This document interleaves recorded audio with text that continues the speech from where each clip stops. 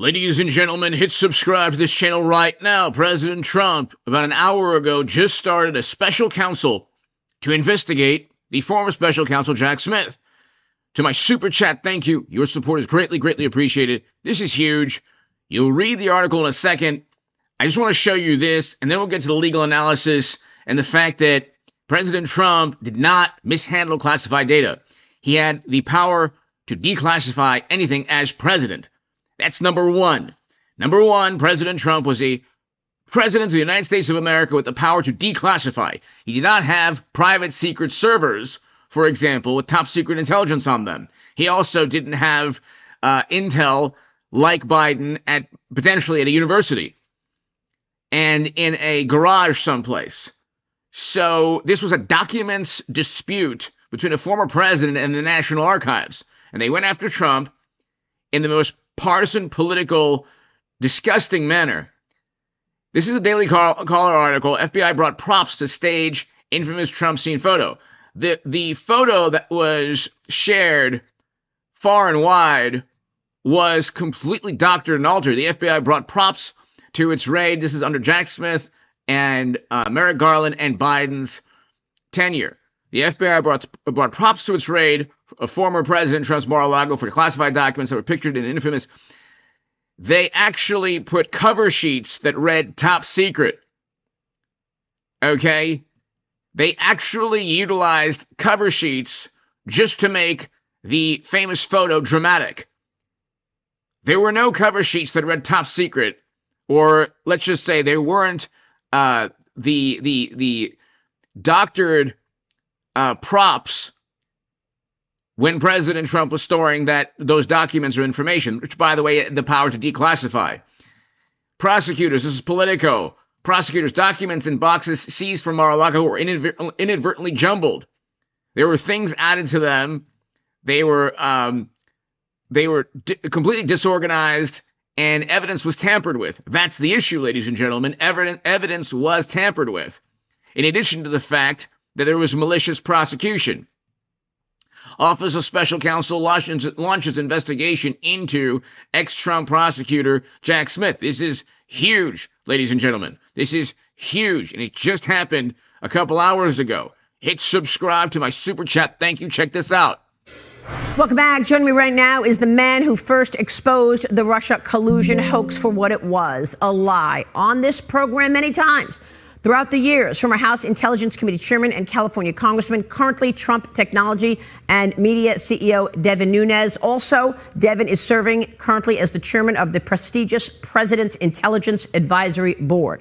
Devin, thank you so much for being here. Great to be here in person. Well, I'm happy that you're here because you've told our audience so many times what lies this Russia collusion story was. We wanted to talk about a timeline with you. What is your reaction to Tulsi Gabbard highlighting all of this these last 2 weeks? Well, the part that was most important that she put out is that the PDB information, the Presidential Daily Brief, that information was never given to Congress. And so, but what was given to Congress was exactly the same thing that was in that disposed of PDB that just disappeared, that never made it anywhere. But a few weeks before that, the House Intelligence Committee, we're talking about all the way back in 2016, we were given that information, Maria, that the Russians and Trump, there was nothing to see there. And there was nothing to see once they went to brief Obama, and then somebody changed that. And I think that's what Director Tulsi Gabbard was able to get out a week ago. And then, of course, after that, she was able to put out our report that had been hidden from the American people, 40-page report that Chairman of the Intelligence Committee now, Rick Crawford, put out. So, you know, transparency is key. I think listening to your earlier guests, it's important to remember that this is an ongoing conspiracy. It hasn't stopped. And the people that have. And because it hasn't stopped, the statute of limitations have not run out. There's no end. There's no statute of limitations because under the statutes pertaining to conspiracy, if you're still hiding, if Clinton or Comey or Brennan or McCabe or any of them, Jack Smith, if they're still hiding information, there's no statute of limitations. And the rebuttal is, well, Jack Smith was doing his job. You can't prosecute a prosecutor. You can't jail a prosecutor for doing his job. Well, it wasn't his job to try to imprison Trump for a documents dispute.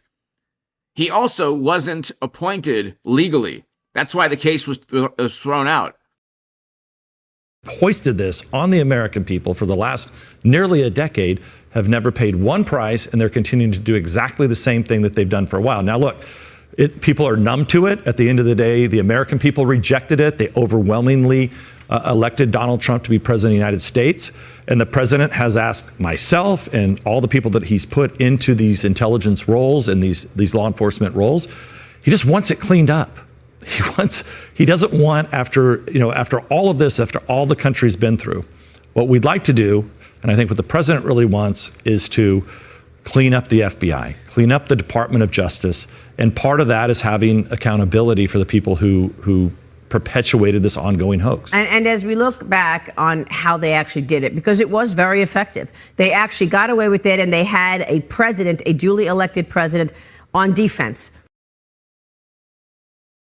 They got away with it until now because of the tireless efforts of Jimmy Kimmel, Stephen Colbert, Seth Meyers, John Oliver, in many respects, Jon Stewart, the Washington Post, the New York Times, MSNBC, CNN, the ladies at The View, Daily Beast, Raw Story, all these publications, you can just name them, Rolling Stone, Vice, BuzzFeed, New Yorker, New York Magazine. We can go on. Most major newspapers in Democratic-run cities. We can just go on forever. All of Hollywood, the music industry, your friend and family member, your cousin, one of your best friends growing up that became a morally superior, highly educated liberal Democrat who suddenly got into politics in 2016 when Madam Secretary didn't win, and oh my God, the sky was falling. And they all believed lies. They all perpetuated lies. Mother Jones, The Nation, all of these publications, everyone from Hollywood to quote-unquote journalists that were supposed to debunk hoaxes, not perpetuate them. Anyone who believed that Trump worked with Russia for the past 10 years possibly could be a complete imbecile or a very intelligent person that wanted to believe something that wasn't true because the cognitive dissonance was so difficult to accept. Trump won in 2016. 4 years later, you could just discuss that amongst yourselves. And then 8 years later, he won again. And all the while, 24/7, the hysterical, maniacal, apoplectic coverage. Trump, this, the walls are falling, closing in, nobody believed it. I mean, people believed it, but most of the country realized it was the last efforts, the last years or moments where Democrats were trying desperately to hold on to power at any cost. And then there was an attempt on Trump's life. Thank God he survived that. But you have a firefighter who lost his life protecting his family that day. Of course, all the people I mentioned didn't do any investigative journalism. Washington Post, New York Times, CNN, MSNBC. They tried to, or I should say, there was an attempt on Trump's life. They wanted a Zapruder film after deceiving the country for after deceiving the country for 10 years. These are the same people who wanted a disinformation governance board as they spread shamelessly the most overt hoaxes and absurd, nonsensical fantasies about Trump. You might not like Trump, but he's completely innocent of all the nonsense he was accused of. That's why the Colorado Supreme Court was overturned 9-0. Let's continue. Hit subscribe if you're new, and to my super chat, thank you. For 4 years. In the summer of 2016, before the election, Brennan tells everybody Hillary Clinton is up to no good. Let's walk through the timeline of how they achieved this. And Director Ratcliffe brought this up, and he actually found it at the end of his tenure when he was the DNI under President Trump. So what Brennan never did during that time period okay, is tell us. He never came to me as chairman of the House Intelligence Committee in 2016 and said what he told Obama. If you haven't exercised in years, the investigations in 17 and 18 and 19 and 20, he never said that, oh yeah, I had told Obama and these people about the Clinton, the Steele dossier and all of that Clinton was coming out with a new story that Trump colluded with Russia. Right, that happened in August of 16. He had a lot to say, but one of the things he didn't have to say was that he knew that this was a Clinton hoax. It wasn't until John Ratcliffe becomes the head of the DNI, he digs that up, he finds these handwritten notes where Brennan himself, and I'm sure if he wrote.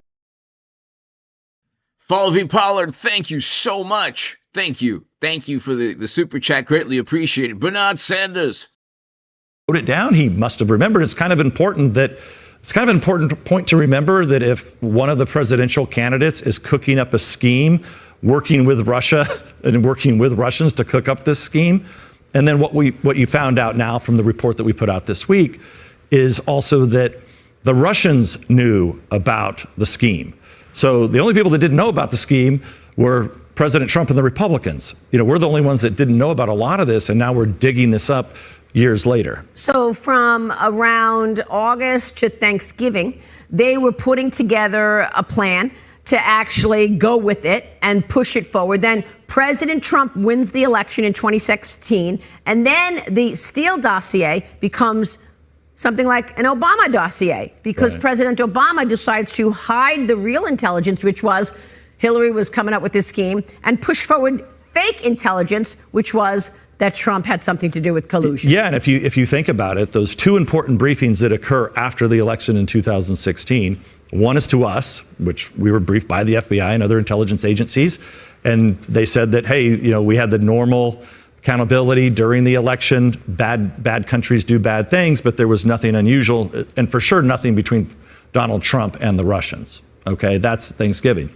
The PDB that Director Gabbard released last week also says, you know, exactly, almost identical as I remember it to what we were briefed on. And then something changes on December 9th. And so there's a lot of people that were in that meeting with Obama. Many of those people, you know, graduated. They actually graduated up. They moved on. They got higher positions within the Justice Department. And look, I think what also can't be forgotten here is in this ongoing hoax that jumps from Russia collusion to everybody forgets about. Remember the fake whistleblower on Ukraine and the impeachment? Then you move to the 51 spies who lie about the Hunter Biden laptop. But probably the biggest thing that still needs to be researched and the information needs to be put out to the American public. I'm not sure if the Justice Department is going to use it or not, but it's this. Why was there a raid at Mar-a-Lago? What led to that raid? What led to the appointment of that special counsel? What the hell were they doing at Mar-a-Lago? What were they looking for? This was an unprecedented act in U.S. history where the Department of Justice raids a former president's home. So, look, it's great that we look in the past, and They didn't do that with Hillary, who had servers, private servers, with top secret intel illegally transferred. I mean, how do you connect a private server to government networks, to government servers? How is that even possible? They didn't do that with Hillary. They didn't do that with Biden. But they went after Trump at Mar-a-Lago. I mean, what Democrats were able to do is get away with the greatest cybersecurity classified data nightmares of all time. And then they go after Trump for a documents dispute. The National Archives is not secret private servers connected to the Department of Defense. And what Democrats did is every single salacious, atrocious, egregious, absurd violation of the law with the Clinton email scandal, they said, well, Trump had the same thing. But nobody believes that. Nobody with a functioning brain cell believed it then, and nobody believes it now. And now people are going to be held accountable. I'm glad that and it's important to understand the past. But that raid on Mar-a-Lago wasn't very long ago. That was an attempt. Whatever they were looking for, whatever scheme they had cooked up, whatever they were looking for, they didn't find, clearly.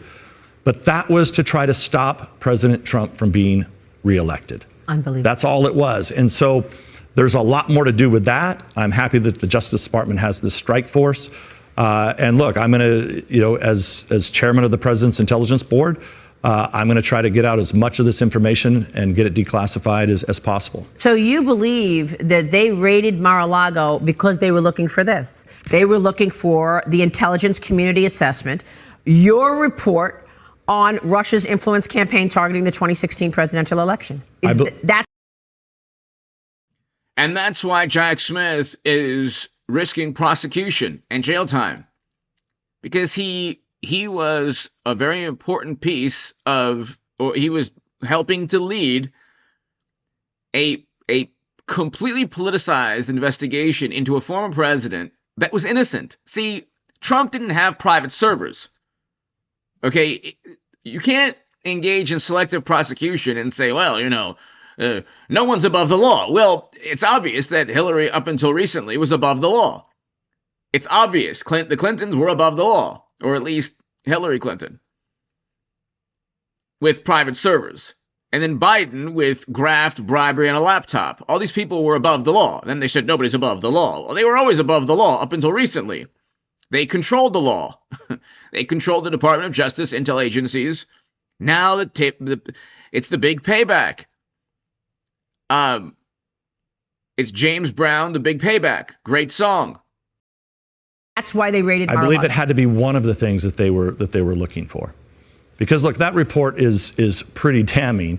If people take the time to read it, it's 45 pages. It spent, we had a dedicated team that spent nearly 2 years down at the CIA looking through this. It was blocked from getting out.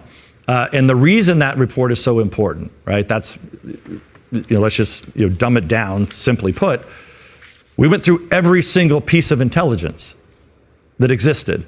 And if anything, it was clear that if Putin was going to do anything, he probably wanted Hillary Clinton to win. But in fact, if you just apply a little common sense to it, the fact was that nobody around the world thought that President Trump was going to win in 2016. Same with Vladimir Putin. He didn't either. I was telling everybody, and if you remember, I was telling everyone that Trump is going to win. Now, I was delusional. I was the Huffington Post called me the biggest Bernie Sanders booster on the internet. And the Washington Post said I was the unofficial scribe of Sanders' most hardcore voters. You can see that on hagoodman.com. But I said they didn't have a primary. They had a farce of a primary. They cheated Bernie Sanders. And I said President Trump was going to win. I kept telling everybody. And nobody listened. Then they reacted in the most apoplectic, hysterical manner for 10 years. And so when you go through that was the intelligence. Every piece of intelligence that existed we went through it. It's in that report. And by the way, thank God, since then, I've become more conservative on a number of great many issues. Love President Trump. I want a great economy. What drove me always, this is how you go from Bernie Sanders to Trump, okay? People have a very difficult time understanding basic logic. If you want an anti-war president and you're on the left, you think it would be Bernie Sanders. So you're deceived in a way. And so I was not only somewhat delusional, but deceived, thinking that Bernie Sanders was Trump. He would take on the system and a corrupt system and completely revamp everything and create a sea change and a paradigm shift. That's Trump. Bernie Sanders was cheated, said nothing, didn't even defend Julian Assange, didn't defend anyone that supported him, and that did nothing but accept, him getting cheated. The DNC primary was a complete catastrophe.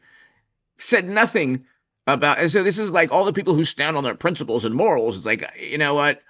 You were cheated, said nothing about it. And then they created a new Cold War, which Bernie Sanders also perpetuated. And these are the wonderful people who care about the working class. Where Trump, we had record low poverty under Trump. Great president in terms of the economy. Great president in terms of foreign policy, because he will never send Americans to never-ending counterinsurgency conflicts. That's why I love Trump. He's the anti-war president. So simple to understand. But it's like explaining physics to a house cat when you say, well, I went from Bernie Sanders to Trump. How is that even possible? It's like, well, you think that Bernie Sanders is the anti-war choice if you're on the left, but he's not. If they told him to jump, he would say, how high? How many Americans do you want me to send anywhere? Because he has no like political backbone.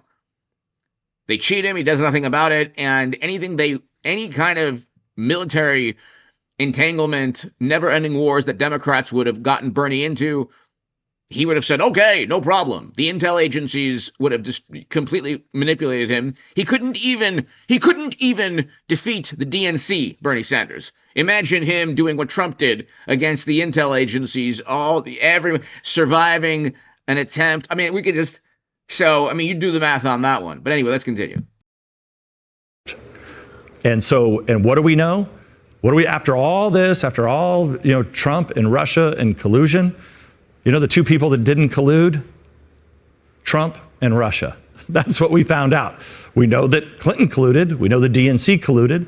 You had John Podesta on earlier, sitting there lying on television. He cooked that whole damn thing up. He had to be part of the team that cooked that up for the Clinton campaign. Let me get your take on this strike force. Do you think the DOJ's strike force will be able to actually give us accountability? Everything's now going to flow through the strike force, right? Yeah, and look, and eventually, I'm assuming once they gather all this information, you broke news this morning with John Ratcliffe saying that there was additional information in the Durham report. I've never seen that. So that will be new. That'll be new information. I think once you compile that, then the strike force will have to work with real investigators, unlike these fake investigations that have gone on. So I'm confident that between the Trump Justice Department, working with Kash Patel and Bongino over at the FBI, they'll have a real team of people that will actually look at this in its entirety, get to the bottom of it, and then at that point, there's no question, John Ratcliffe, as you know, made criminal referrals. Don't forget, I made a dozen criminal referrals as chairman of the House Intelligence Committee. So, those are all sitting over there somewhere. So hopefully the conspirators will be held accountable. I want to talk about this. I want to know who should be criminally prosecuted. Watch my snoring disappear.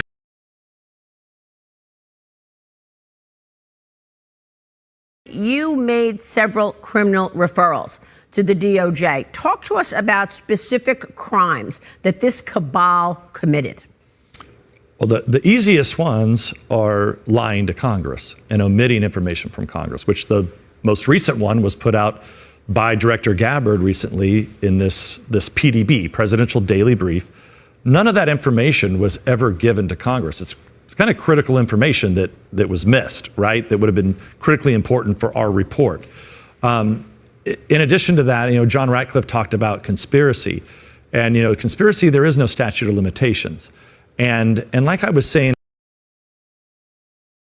S23, hello. In a conspiracy, ladies and gentlemen, there is no statute of limitations. No statute of limitations. Trump has to, before 2026, before the House potentially goes Democrat, possibly, he has to start indicting everyone who committed crimes. If they committed crimes, not political prosecution, just, see, it is a crime to illegally go after Trump. It's not a crime to then face the penalty for illegally going after Trump. So it's not a crime for Trump to go after all the people who tried to set him up, frame him, imprison him in the most vile, disgusting, unconstitutional manner.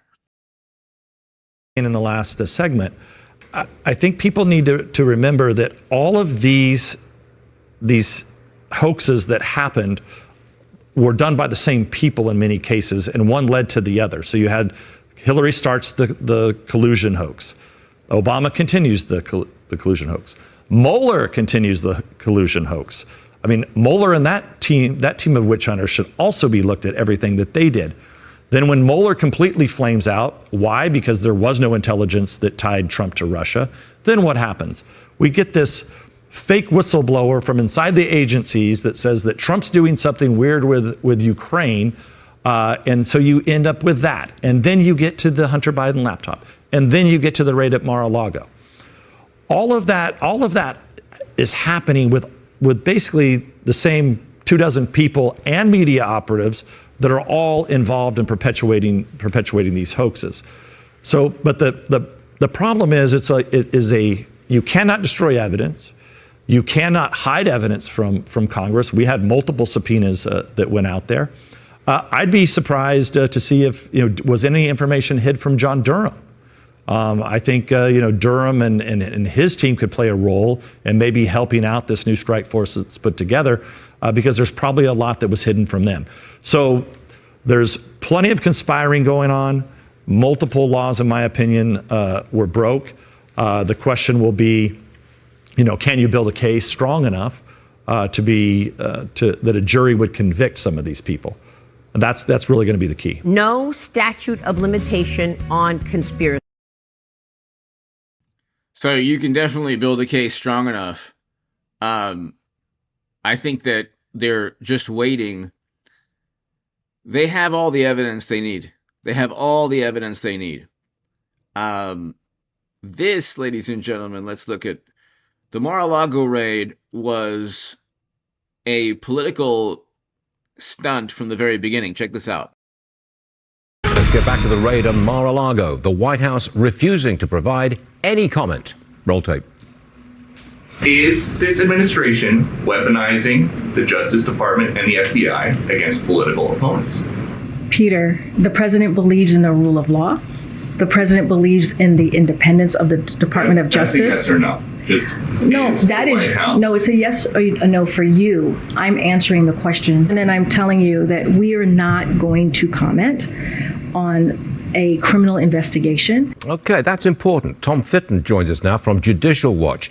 Tom, she called this a criminal investigation. What does that tell you? Well, it tells us that the White House is being dishonest. They've been pushing that Trump be investigated. They've been leaking that they've been unhappy with the pace and the approach that Garland has been taking. And constitutionally speaking, the Justice Department isn't an independent agency. It reports to the President of the United States. He's responsible for this ultimately. And the idea that there would have been a raid on a former president, his home, with weapons, without the White House being kept apprised is just doesn't sound credible to me. But in the end, the president is responsible for this. If he's okay with his political rivals being targeted over a document dispute, which obviously is a pretext, then the problem isn't just in the Garland Justice Department or the Wray FBI. It's in the Biden White House. This is a Biden administration op. And let's stop pretending that the White House, just because it wasn't technically briefed, whatever term, however they're defining that, did they define briefed or knowing about it the way they're defining recession? Please spare me.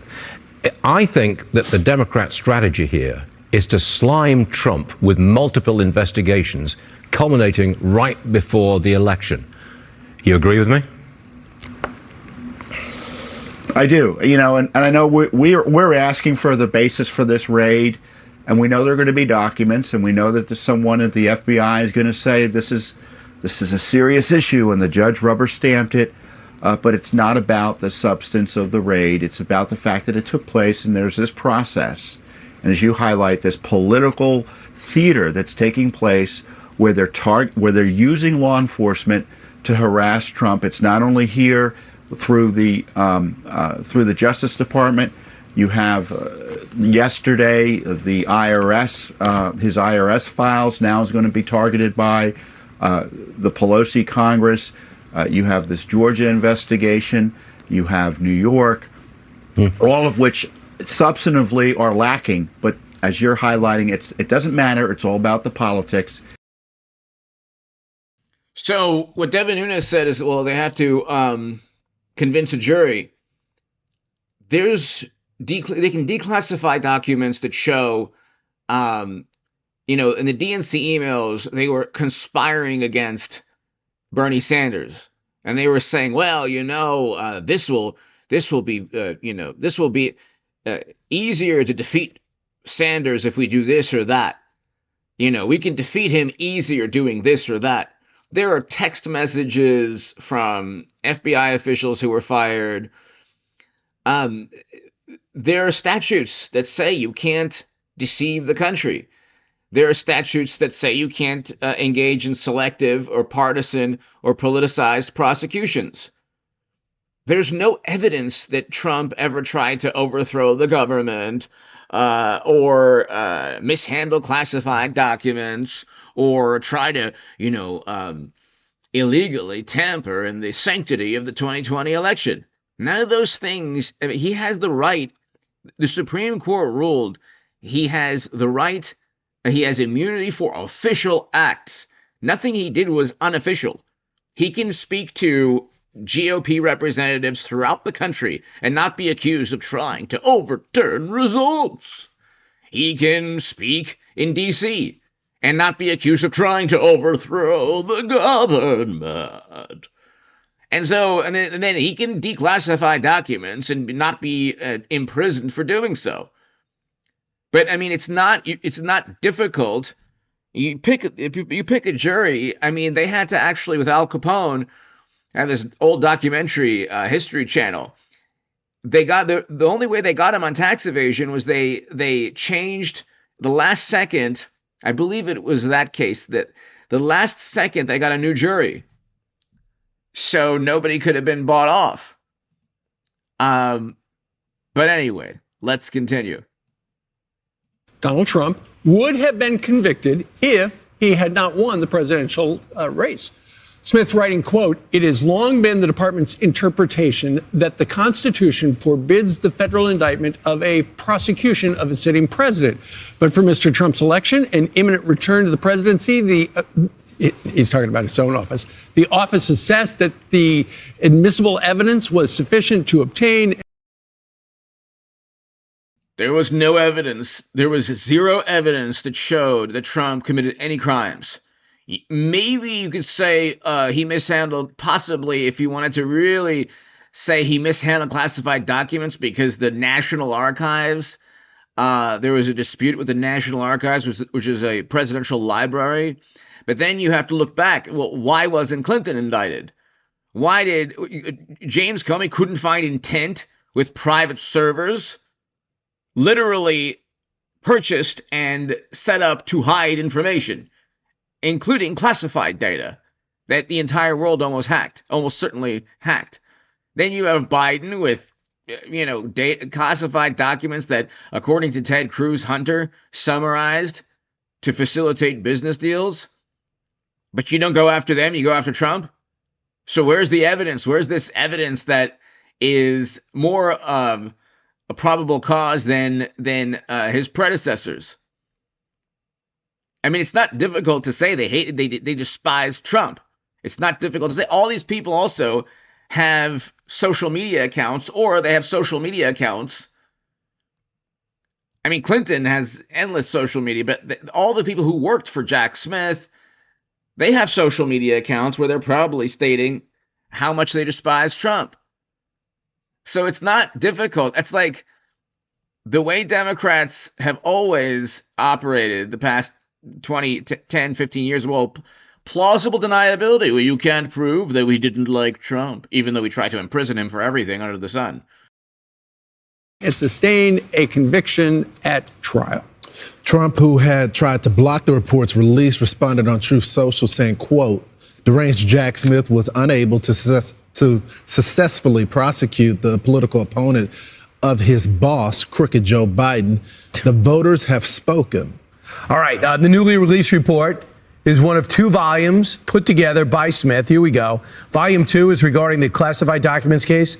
Attorney General Merrick Garland said he would not release that since the co-defendants are still facing prosecution. So expect that a little bit later on. Let's bring in constitutional law attorney, former federal prosecutor Katie Cherkowski. Katie, it's not a big deal. It's not news when a prosecutor says he would have got a conviction. What's your takeaway from what we just learned? Well, that's absolutely right. This is nothing more than a prosecution on paper. It's every prosecutor's dream. You have no rebuttal. You have no cross-examination. You don't actually have to prove this case. And in fact, nothing in this report is particularly new. Jack Smith had released the indictment, the superseding indictment. All of the same facts are there. The American people overwhelmingly voted for President Trump, knowing all of what he claims would have sustained this conviction on these unprecedented charges. So quite frankly, this is just a partisan effort at lawfare, yet again, couched in legal jargon. So, Katie, he focuses on a couple things. He said that he had to do this, had to prosecute the former president, now president-elect, because there were other J6ers that were prosecuted. He then goes on and says that he had to do this criminally because the political act of impeachment wasn't enough. But the thing that got my attention was number 3, when he talks about when the president said peacefully and patriotically protest. But he says the president said fight, fight, fight 10 times after that. He hinged it on fight, fight, fight. My mind goes to the most iconic moment of the president, which is when he was attempted to be assassinated and he said fight, fight, fight. So how does he use that as justification? Well, there is obviously no smoking gun evidence here. And as you pointed out, all of these supposed pieces of evidence are subject to interpretation, which is exactly the point of our adversarial system, exactly the point of actually confronting the prosecution's evidence with the rebuttal, such as what you just mentioned. So again, the underlying issue with proving this case was always going to be to prove the criminal intent of Donald Trump. And that hasn't been established by this report.